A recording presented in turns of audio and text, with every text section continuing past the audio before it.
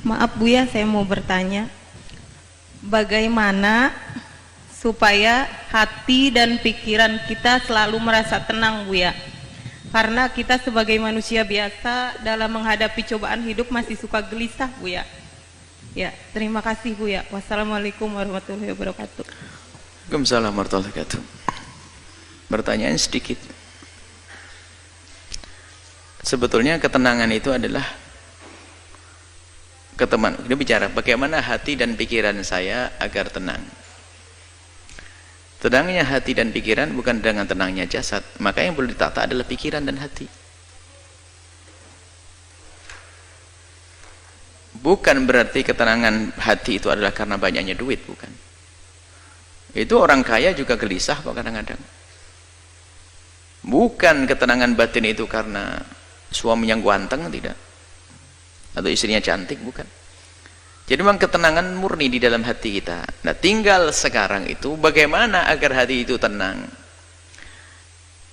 Jawabannya sederhana, hati dan pikiranmu kau sambungkan dengan apa dan siapa. Kalau hati dan pikiranmu engkau sambungkan dengan sesuatu yang bikin gelisah, ya gelisah. Coba, kalau hati dan pikiranmu, orang boleh mencari dunia, tapi tidak boleh menggantungkan hatinya dengan dunia tersebut.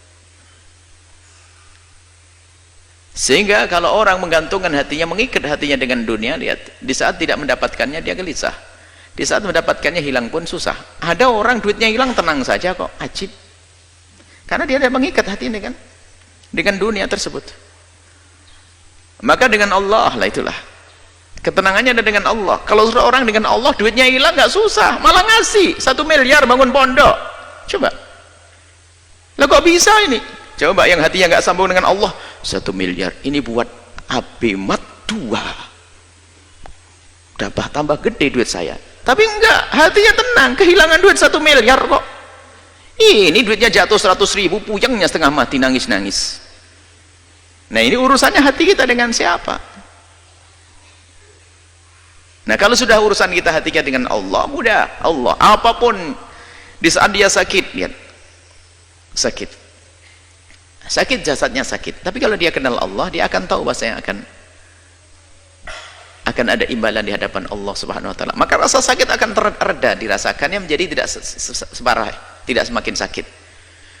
Sama itu loh, kok jauh sekali imbalan di akhirat, kok lama banget ya. Itu saja ibu yang hamil tua nggak bisa melahirkan, bawa ke dokter, ambil pisau dokter, buka perut saya. Duh, dengan senang hati dia sakit, lihat banyak, senang. Ada sesuatu yang lebih menyenangkan dia. Apakah dia susah? Ya enggak. Begitulah sebetulnya ujian dari Allah di dunia ini, tergantung harapan kita tuh di mana. Sehingga ada orang tuh putus asa, bunuh diri dan sebagainya, kan orang dungu, dia orang dungu, mau nikah nggak jadi bunuh diri, utang kebanyakan bunuh diri, gampang banget dia. Di negeri kafir banyak bunuh diri, nggak ada iman.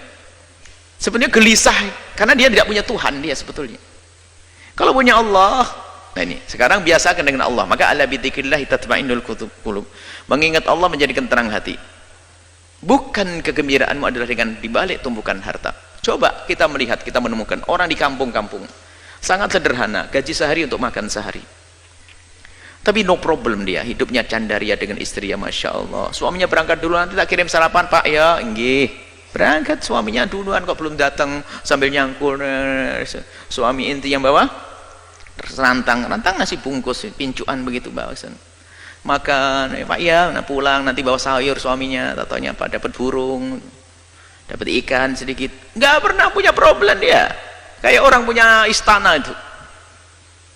Tapi yang rumahnya gede, mobil mewah itu belum tentu senang dia, karena urusan bukan dunia, gelisah. Kita pernah ngisi pengajiannya orang kaya, kayaknya gelisah semuanya. Mulai dari gelisah rumahnya, sertifikatnya di bank semuanya ada. Mulai gelisah kebanyakan duit, gelisah kebanyakan duit. Kok bisa gimana? Ini punya 2 perusahaan saja, saya sering ditinggal sama suami saya. Sekarang membuka perusahaan di luar negeri, Bu ya. Bagaimana nasib saya nanti? Wah, tambah susah dia. Macam-macam orang, dan bingung nih manusia itu karena hatinya tidak dengan Allah. Maka ada bi dzikrillah tatma'innul qulub. Dengan banyak menyebut nama Allah, ingat Allah, akan menemukan ketentraman. Sehingga susah yang sesungguhnya adalah di saat dia jauh dari Allah. Kalau sudah jauh dari Allah, kecil pun jadi susah. Tapi kalau dengan Allah, bencana pun kayak apapun akan menjadi sebab dia senang. Karena ini dari Allah. Sehingga para solehin itu kalau diuji dengan kefakiran, selamat datang dengan syiarnya orang-orang besar. Kefakiran syiarnya orang-orang besar. Dia tidak menganggap sebuah kerendahan. Tapi lihat yang tidak punya iman, nasib sudah sholat tetap melarat, Tuhan tetap melarat. Kurang ajar sama Allah nih. Gimana bisa bahagia dengan Allah saja curiga begitu? Jangan Allah sudah nggak benar. Baik ya, kuncinya adalah bagaimana hati kita. Kita biasakan dengan Allah, dengan Allah. Hakikatnya seperti itu. Tapi di samping itu juga kalau kita berkumpul dengan kemuliaan, Anda akan menemukan kesejukan. Karena apa? Allah akan turunkan rahmat di tempat semacam ini. Anda bergabung di tempat-tempat mulia. Biarpun secara zahir tidak langsung hiburan itu disajikan. Misalnya kalau orang ahli maksiat kan hiburannya adalah hadir berdisko dan sebagainya, ketawa-ketawa. Ketawa sesaat, itu susahnya panjang.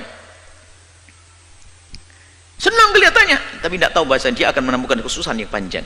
Tapi kalau kita menghadiri tempat mulia semacam ini, dijanjikan oleh Allah ada rahmat diturunkan, Anda semakin sejuk.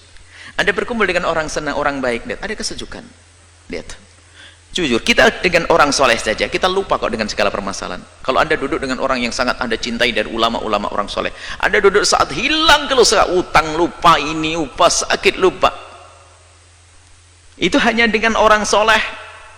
Bagaimana Anda merasa dekat dengan Allah Subhanahu wa ta'ala? Bagaimana kita dekat dengan Nabi Muhammad SAW? Itu saja. Kembalikan hati kita dengan Allah. Biasakan berzikir, merenungi ya, merenungi tentang nasib kita nanti di akhirat. Bagaimana urusan dunia, rendahnya dunia. Kalaupun mencari dunia hendaknya untuk Allah. Sudah menjadi orang kaya boleh, bukan dilarang, tapi bukan hanya untuk menyuburkan kesombongan kita, untuk membesar kerakusan kita. Kalau kita hanya mencari dunia hanya untuk dunia tersiksa, seperti diingatkan oleh Nabi, kalau ada orang hatinya itu rakus, dikasih lembah emas 1 minta 2, dikasih 2 minta 3, kasih ini. Dan unik, orang itu punya pabrik 6, itu pabriknya triliunan semuanya tuh. Itu kebakaran hancur 3, itu masih nangis nyungsep masuk rumah sakit. Bodoh banget dia, masih ada 3. 3-nya saja masih kaya raya dia. 3 perusahaannya masih berjalan, 3-nya runtuh, itu nyungsep dia masuk rumah sakit. Ya, kasihan benar tuh manusia. Semoga Allah menjaga hati kita, hati dengan Allah. Maka di saat Anda kaya yang sesungguhnya, Anda bisa menjadi fakir, Anda kaya dengan Allah. Indah. Allahu a'lam bishawab.